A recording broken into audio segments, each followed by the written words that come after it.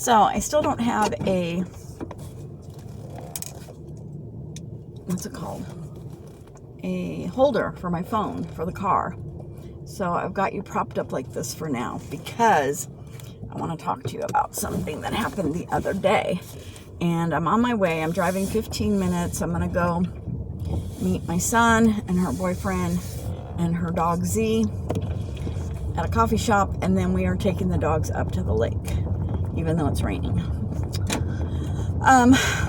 So I am not feeling very motivated to work in my garden anymore, which is very sad. And I'm really mad about all the money I've spent on it so far. They could have went into savings. So the other day, my daughter and I were leaving, and there was a letter taped to the post of our mailbox. And it basically said that our property's going up for auction on May 15th because our landlord hasn't paid over $73,000 in back property taxes. And that makes me really mad because we have been excellent tenants. We've lived here almost 8 years. We have paid our rent on time every month. And over the 8 years, we have paid $225,000 in rent.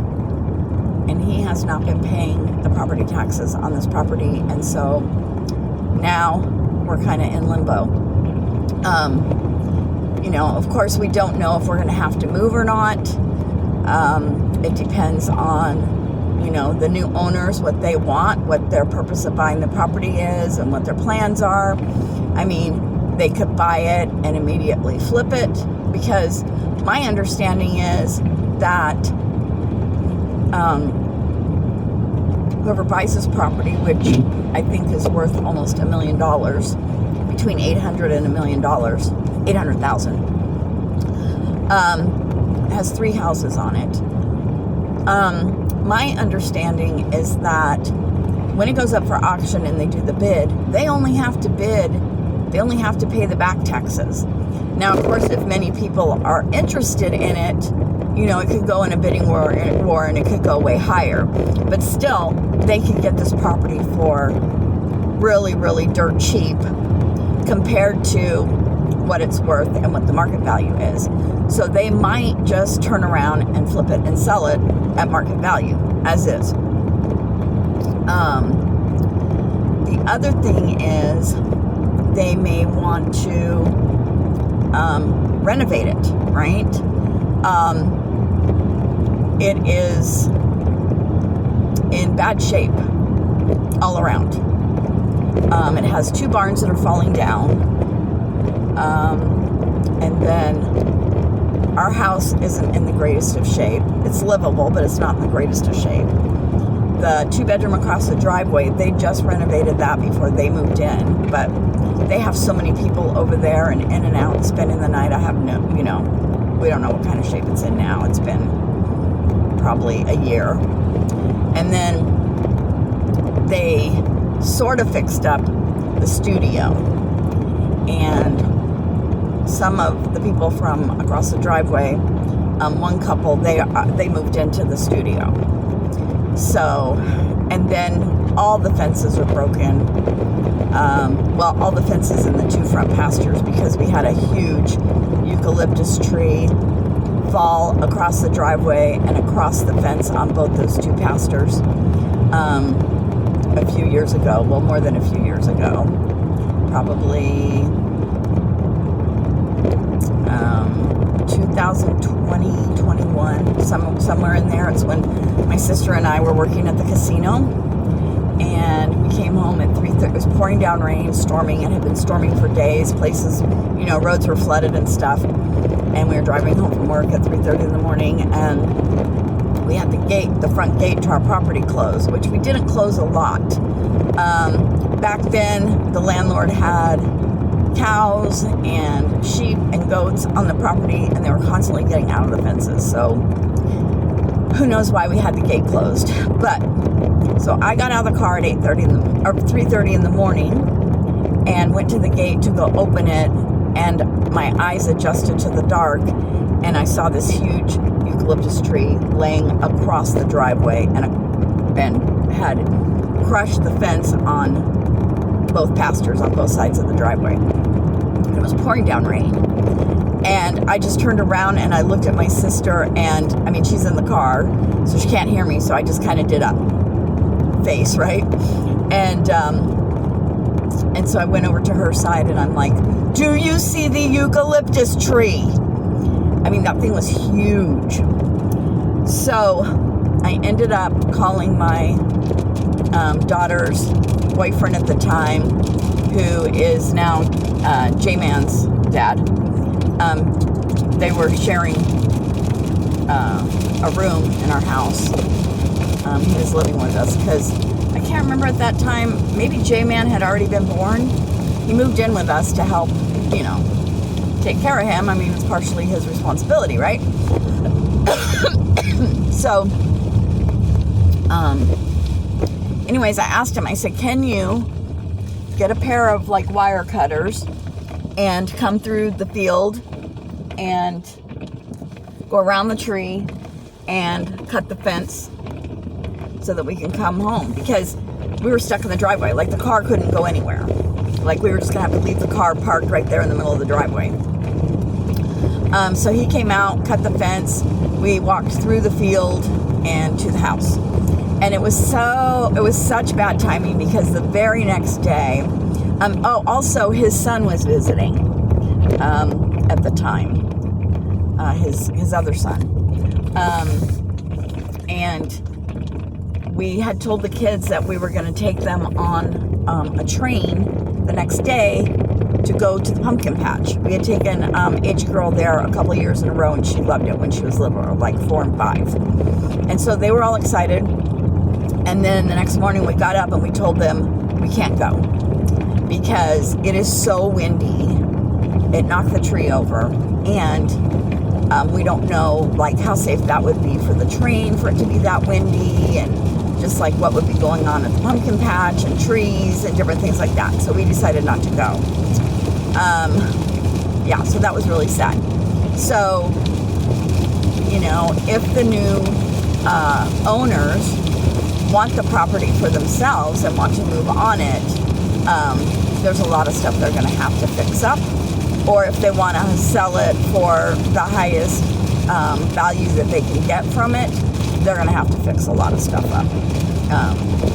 It's just crazy. So now I'm just okay, I'm figuring the minimum that we would have to move is 2 months.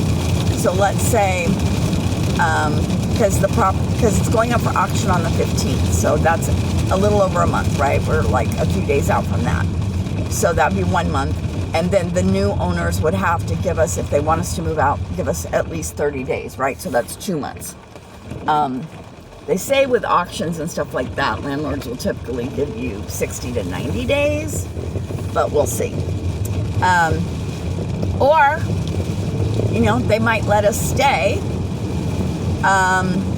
They might raise the rent on us, which our rent has been $2,350 for 8 years. Our landlord has never raised it, which is a blessing, a major blessing. We each pay $590. So they might raise it. And if they raise it too high to what we can afford, then we're going to have to move, right? So just a lot of things up in the air. And I'm just do I want to put a lot of time and money in this garden still if we're going to have to move? I mean, a lot of this stuff is in the containers, and I could take it with me if I needed to, depending on where I move and what my space is. But it's just super frustrating. And the very super frustrating part is that my landlord couldn't have the decency to even tell us or give us a heads up, right? He's just like that. He's very shady. I sent a picture of the letter to him. I was like, oh, this was posted on the the mailbox today. And he hasn't said one word to me. He hasn't sent me anything. it's like, dude, you could have given us a heads up that this was coming, so that we could plan accordingly. His brother was over the last 2 weekends mowing the whole 8 acres, which is unlike them. And it made me think that they were going to have a party or something, because when his son was born, who I think is now 3 years old, Henry, his oldest daughter, he had got remarried. His oldest daughter was graduating from college, and so he threw a big party on the property, and it took him months to clean that up. I mean, he's been pretty good about keeping it clean now, because, in case he wants to throw another party or something. I mean, but, all the pastures, everything weeds were knee high. If you saw any of my other videos the last few weeks, our section of the side yard, I weed whacked and mowed down. And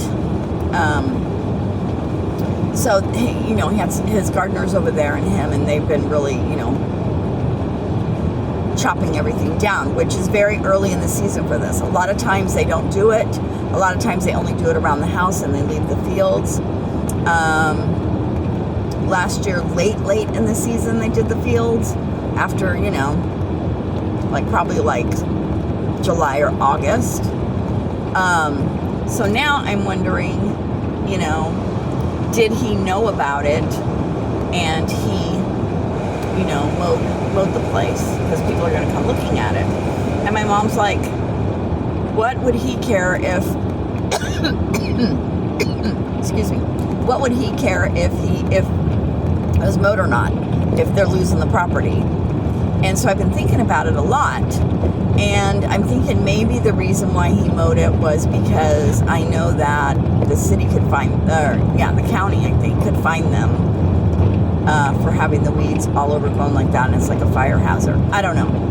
Or the other option is that he knows nothing about it, that he thinks his brother's been paying the property taxes and everything this whole entire time.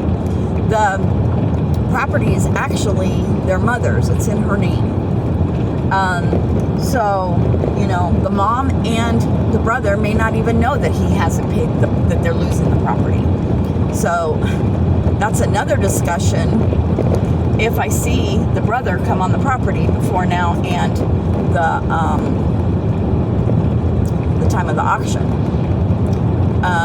And then the other thing is that people can come look at the property. They're supposed to give 24 hours notice. So I don't know who they're giving that 24-hour notice to, but if I see anyone come on the property that doesn't belong there, I'm going to be like, what are you doing? And then they're going to say, we came here to, look at the property that's for auction. And I'm going to say, who did you give your 24-hour notice to? And if they didn't give it to the brother or my landlord, I'm going to be like, no, you can't be on the property. If they do give me a name, then I'm going to have to just be like, okay. But for sure they can't come into our house until someone gives us 24 hours notice, right? I mean, I'm sure people are going to want to look inside the houses.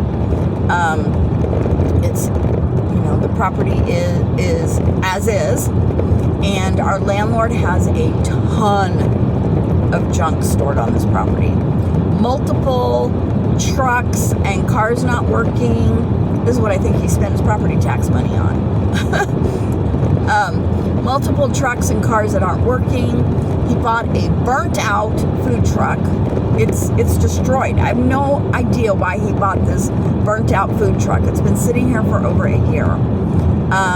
He's bought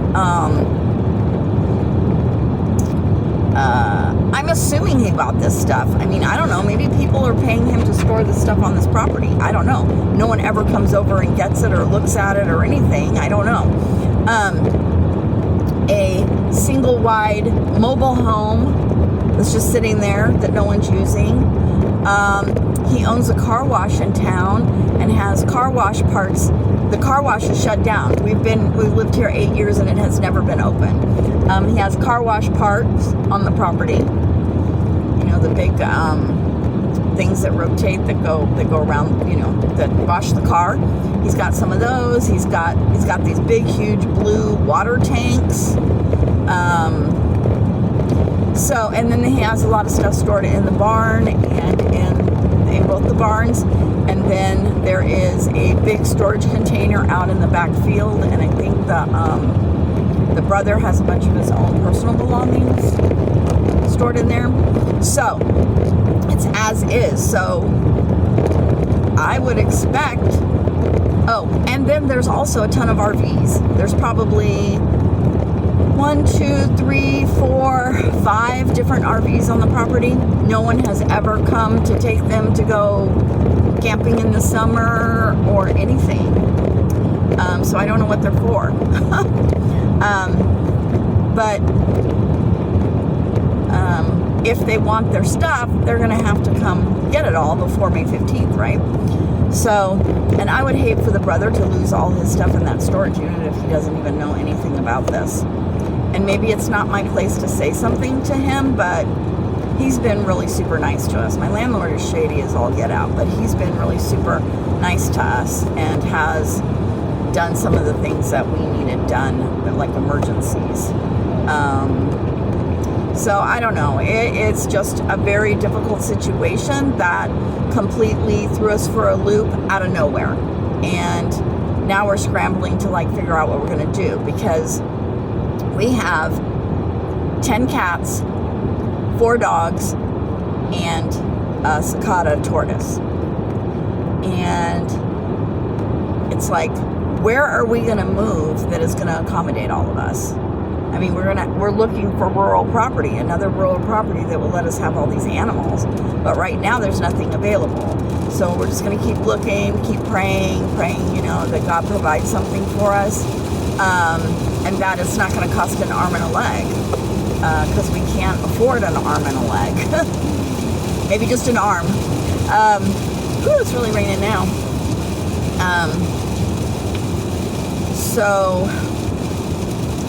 And then we've talked about splitting up, my daughter and the kids could go move in with her boyfriend. My daughter and her boyfriend are talking about buying a house, and so then they were there's one particular house they're looking at that has a little apartment above the garage, and they're well, if we buy something like that, Mom, you can come live with us, and you can have all your pets, because, we're buying it. I would only take 2 dogs and I think 3 cats out of all that are actually mine. Well, 3 dogs are mine. The 2 little ones are mine and my sister shared. But we talked about, if we have to move and split up, I'll take one, she'll take one. Belfast is my baby, so she'll take Trinity. But,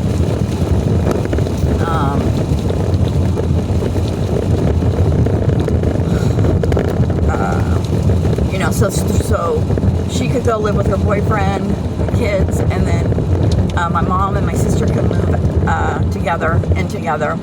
And then, I have been wanting for a few years to try and figure out how to move halfway between here and my son's house. My son lives 2.5 hours away, because it's a long drive, especially when I was going up there every week to babysit his son and his daughter.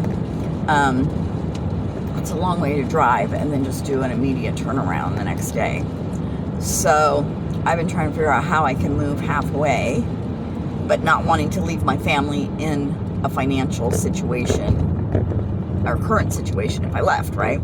So now may be the time for me to look at that. They do have, I'm looking at Clear Lake, and they do have, oopsie, you fell over, are you okay? At Clear Lake, they do have 1-bedroom houses for $900, which I think would be doable for me. So yeah, just a lot of things to think about and pray about. So right now, what we're going to do for the next 2 months is we're going to downsize as much as possible. My room has been a disaster for probably, honestly, a couple years, because my granddaughter lives with me in my room, and so all her toys, all her books, and it's all in the middle of the floor, because I have very little storage. Some of it's in the storage spot, but most of it is very little room. So I am cleaning that up, which I did a before picture, which is super embarrassing, but I want to show you it.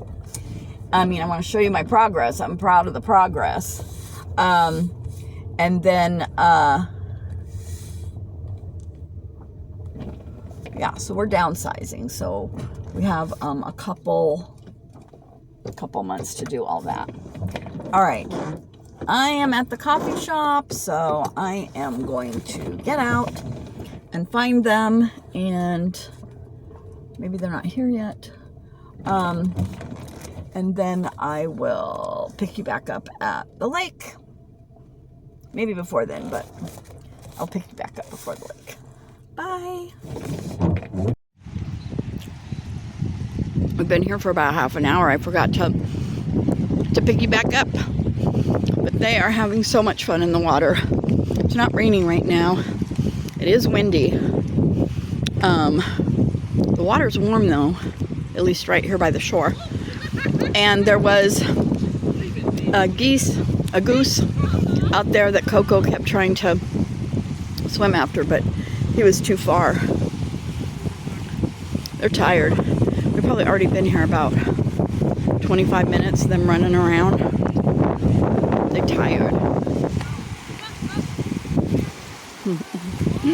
Hi, baby. Are you tired? Are you having so much fun, huh? Are you having so much fun? Like, she doesn't even really feel that cold because the water's warm. You are soaked. You tired?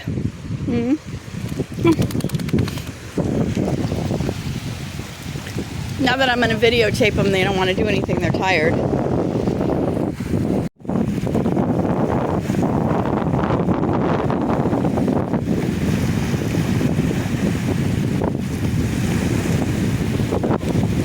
Really, Coco? Are you that tired?